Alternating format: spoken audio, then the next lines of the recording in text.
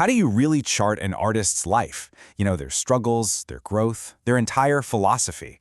Well, sometimes the best map you can find is right there in their lyrics. And today, we are diving deep into the incredible written evolution of Kim Namjoon. You might know him as RM, an artist who has pretty much used his pen to document every single step of his journey. So get this. This is a real question a young Namjoon once asked his mother.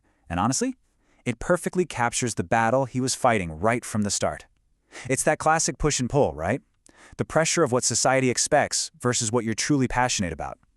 This one idea would become the bedrock of his early work. All right, so before he was this global superstar, he was an underground rapper just fighting for a spot, armed with basically a notebook and a microphone. This is where it all began, where his foundation was forged in the fire of Seoul's competitive hip-hop scene. As a teenager, he actually went by the name Runch Randa. And what's so wild about this time is this combination of raw, natural talent and just his sheer intellect. With a reported IQ of 148 and drawing inspiration from lyrical giants like APEC, his style was super competitive and incredibly technical. He wasn't just writing rhymes, he was building these lyrical fortresses to prove he belonged. This right here, this captures the main tension of his early career with BTS. It's like he was living in two worlds. On one hand, you have the K-pop idol world, performing this concept of rebellious youth. But at the same time, he was fighting to hold on to that raw authenticity of a rapper, using his words to question the very labels that society, and his new industry, was trying to stick on him. So then, around 2015, we start to see this major shift.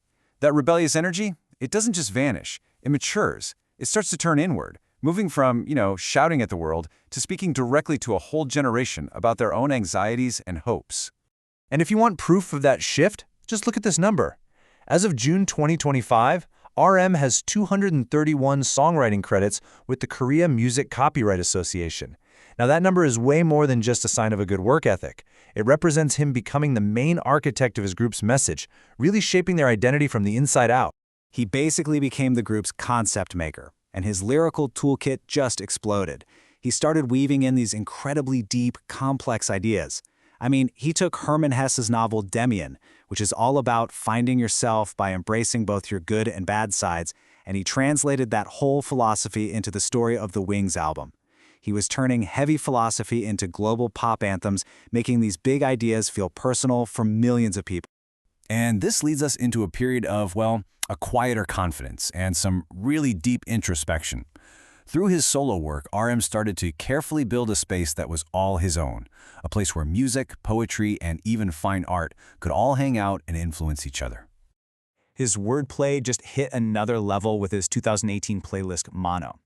He plays with how the city he lives in, Seoul, sounds exactly like the word soul. It's such an elegant and powerful little trick, right? It suggests that his identity, his very being, is completely tied to the place he calls home. This era also gave us a term that just perfectly sums up his whole vibe, Namjooning. It's this beautiful idea of stepping away from all the noise to connect with nature, visit museums, read a book, and just exist for a minute. This whole practice became the source for his more reflective and creative work.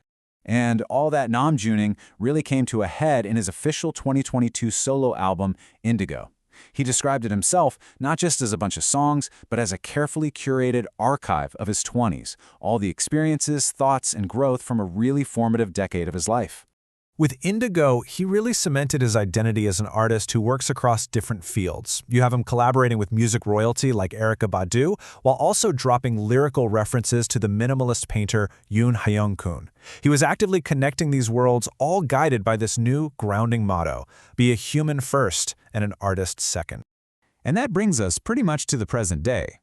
Now the philosopher and the archivist is pushing his own boundaries even further, diving into really experimental sounds and solidifying his role as this respected cultural figure on the world stage. So in his 2024 album, Right Place, Wrong Person, the lyrics get really gritty and honest. He does this one tiny thing that is just so clever. He takes that common phrase, right people, wrong place, and he just flips it to right person, wrong place. It's a subtle but powerful change that shifts the whole focus from a group problem to this very personal, singular feeling of not fitting in. It's a masterful way to question where any of us are supposed to belong. And his influence just keeps expanding beyond music. I mean, after releasing this really bold experimental album, he gets invited to give a keynote speech at the 2025 APEC CEO Summit. And looking forward, a full BTS comeback is already confirmed for March 2026. The pen, as they say, never stops moving. So, what does this all add up to? The journey of Kim Namjoon's writing teaches us something really powerful about being an artist.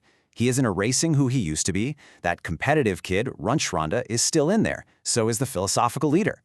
True growth is about adding all those parts together, about adding new colors to your spectrum without getting rid of the old ones. He's been a rapper, an idol, a leader, a philosopher, an art patron. He's literally built an entire universe with his words. And that leaves us with one last, really exciting question to think about. What new color, what new dimension is he going to add to his spectrum next?